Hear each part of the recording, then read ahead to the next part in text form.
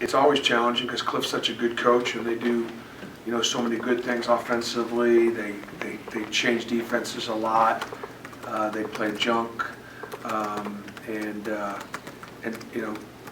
Cliff I think he has a lot of fun trying to challenge the other guy down the other end to figure out what he's doing and how he's doing it. And so it'll be from that standpoint, it'll be a fun chess match. The thing that makes that stuff, when I refer to it as junk, effective is probably more so against teams that are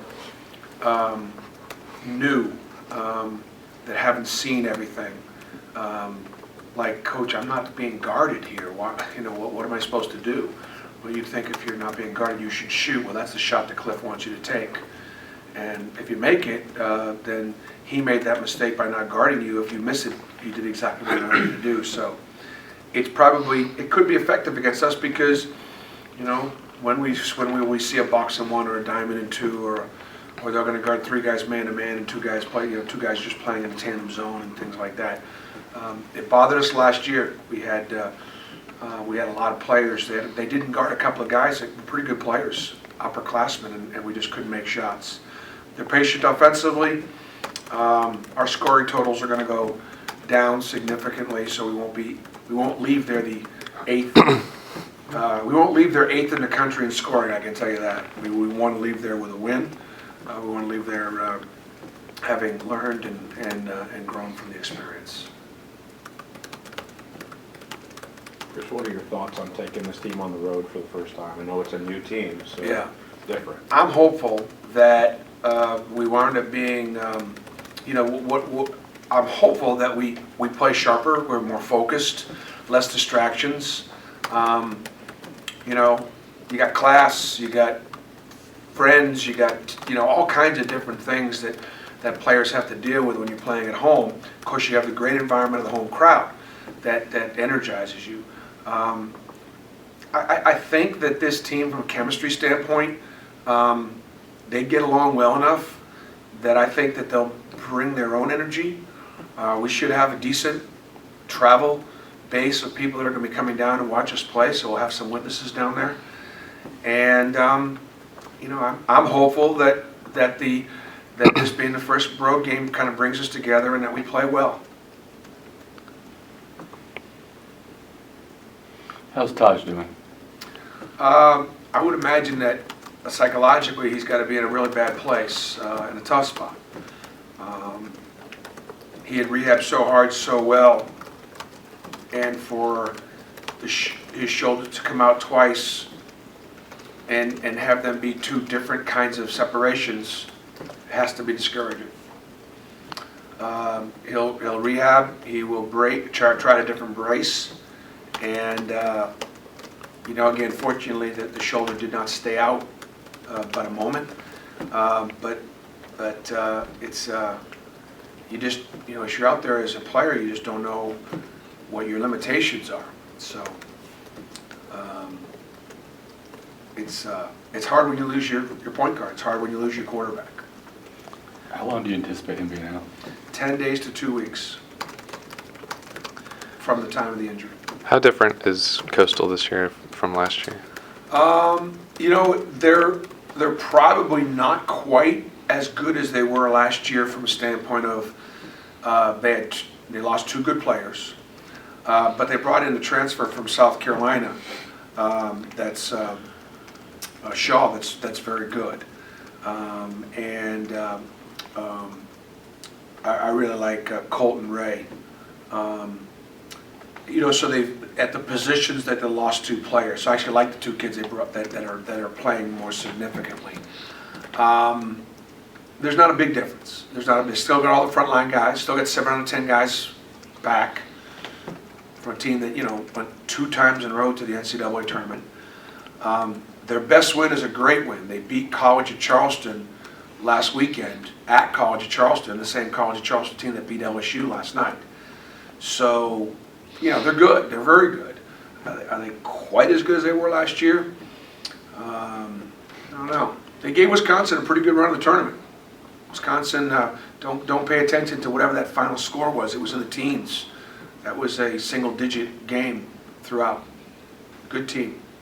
Bruce, is there some encouragement with Taj that, you know, basketball's not over for him, whether it be season or career, and you may even have him back when you go to Hawaii? I mean, is there some encouragement that this is not a major injury in terms of season ending? The discouraging thing is, what is he going to be able to do in 10 days to 14 to 2 weeks that he didn't do for 5 months training and strengthening? And so perhaps a new brace, perhaps he's going to have to be a little bit more guarded with it. I don't know. We just have to wait and see. How about Devin? How's he doing? Devin is available. Passed all of his concussion protocols yesterday, and I would anticipate him being able to play, which I think is really good because Devin helps us defensively.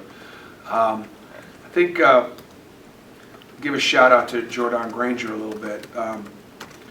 In not having Taj and Bryce Brown and D'Angelo Purifoy and New Williams and some of our guards early, and still not having a couple of them. Jordan's had to go in from playing all power forward, having to play some small forward. And it's a completely different position. We run a 3-guard system. My 1s, 2s, and 3s are pretty interchangeable. My 4s and 5s are pretty interchangeable. But there's a big difference between playing a 3 and a 4. It's not completely different. And Jordan's playing both. And to his credit, you know, there's a lot. Totally different positions in pressure, totally different positions in coverages in our drop back, totally different positions offensively. And to his credit, he has managed to be able to understand and know both, which makes him really valuable. It may not show in the number of minutes he's playing or how much he's scoring, but having that flexibility has been really important. Bruce, as a coach, when you mentioned that you feel like Taj is probably in a bad place psychologically at the moment, how important for you as a coach is to make sure that his spirits stay up? Who's this? Taj, to keeping his spirits up through this again. You know, I think that's got to be a question that, you know, he's got to really lean on his family, got to lean on God and for guidance and direction and support and love, and you know, he's got to focus on prayer and direction and being able to handle whatever is in store for him. In spite of doing everything he can to put himself in those positions to be able to play, so it's been a challenge. It's a real challenge. So Taj, like for example, knowing he can't play against Coastal Carolina, there wasn't even an ounce of hesitation for me as to whether or not he was going to make this trip. He has to make this trip because on the road first game, he has got to be there for his teammates, and he'll be a great. He has, while we're talking a lot about him and his injury and his career and what it means to the team not having their point guard, you know, certainly his focus is getting the team ready. His focus is helping us from the bench, so on and so forth. I think the other thing too that obviously, you know, almost goes without saying is that Kareem Canty's been terrific as advertised, and therefore, you know, has been really solid, as well as being an effective scorer and defender. He grades out really well on film from the standpoint of he's not taking many possessions off. He's been doing a lot of good things. He can work on stuff off the ball defensively and offensively and make a little bit more happen, but he's been super solid, and as a result of that, and effective, and a result of that, you know, we got a chance to overcome it. Bruce, do you like where Bryce is on the defensive end of the floor? I think Bryce has got a chance to be a very fine defender. He just needs repetitions. He needs games. He needs practice. He needs repetitions. It's been, you know, last game was the first game that Bryce had any kind of regular rotation minutes. It's December. You know, his injury early on when he had a bad back, couldn't play the first exhibition game. In the second exhibition game, he only played in a half. his not being able to play against UAB because he played in 2 summer league games in 2 different summer leagues, which I really was very, very disappointed in that ruling. And then the second game is Colorado, and that's really it's unfair to put him in a situation where, even though he's got the talent and the ability to have that be his, second half of basketball. And then defensively against Georgia Southern, I probably could have played him more against Georgia Southern. And he obviously shows you that he can't score. But I think the thing that encourages me so much about Bryce is I know he can score, but he's got really good potential to be a terrific lockdown defender. Now, he is going to be challenged in this game because both of their guards can really come at you. And Shaw can really come at you, and Wiggins can really come at you. Wiggins had 24 against Campbell in their last outing.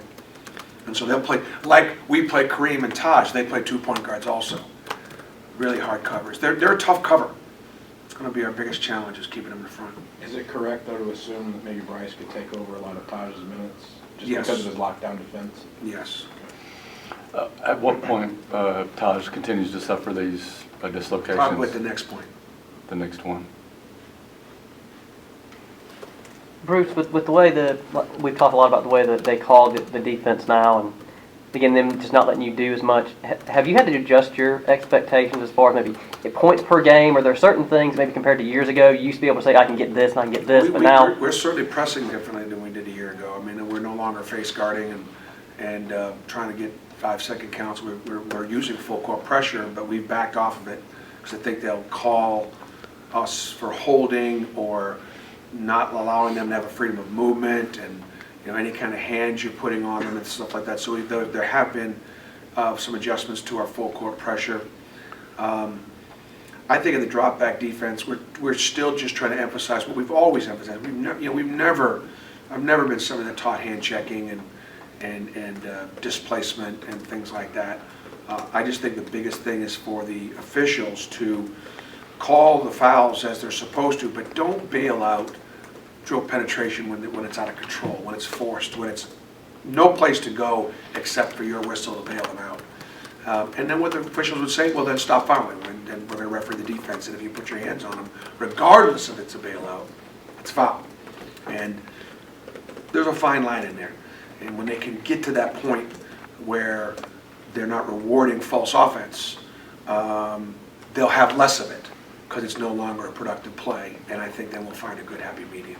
Yeah, I didn't know, do you have like maybe specific numbers that you shoot for at all that maybe have changed? Because I guess I'm asking this because last year when Ellis Johnson was the defensive coordinator, he talked about just the way college football is now, you're going to give up more yards, but the key is keeping them out of the end zone. So I didn't know, now do you have to say, well, there's maybe going to be more points, but now we just need to focus more on steals or things like that? No, I mean, you look at the free throw totals.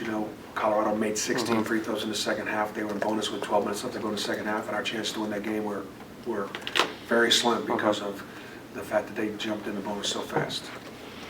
Am I good? Your impression of TJ Lang so far this season? I have high expectations for TJ Lang. My expectations for TJ are higher than his are.